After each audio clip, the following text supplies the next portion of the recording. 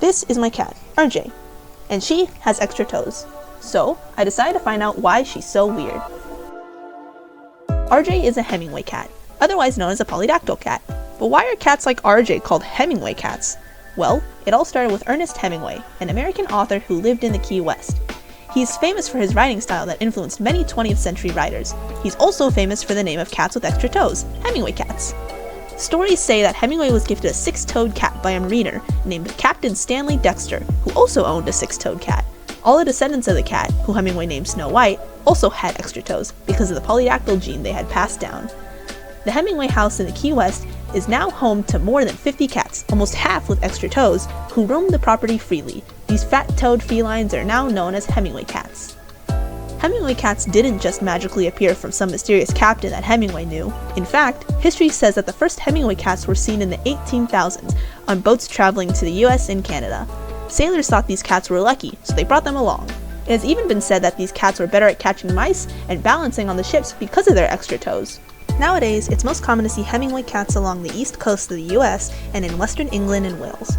It's most common to see extra toes on Maine Coons.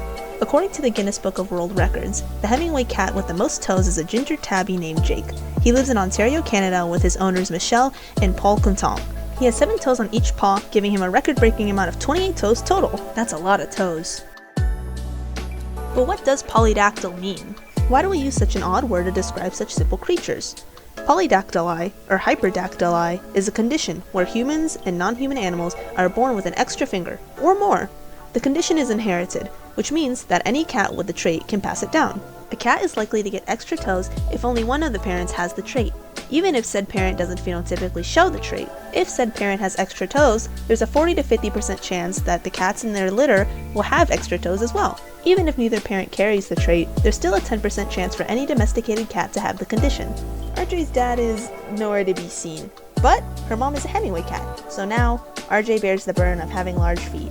Sorry RJ, at least you're cute. Surprisingly, polydactyly is pretty common in humans too. About 1 in every 500 to 1,000 babies are born with this condition. There's nothing particularly dangerous health-wise with Hemingway cats, since the condition is congenital. The only issues people complain about are having extra claws to deal with. However, clipping your cat's nails or getting nail caps is an easy fix. Of course, always be cautious clipping a cat's claws. If you aren't a professional, attempting to do so can cause bleeding or irritation. The only issue I've ever had with RJ is her ability to easily grab onto my fingers or arm. Opposable thumbs can do a lot for feisty creatures, especially RJ, who loves to attack me.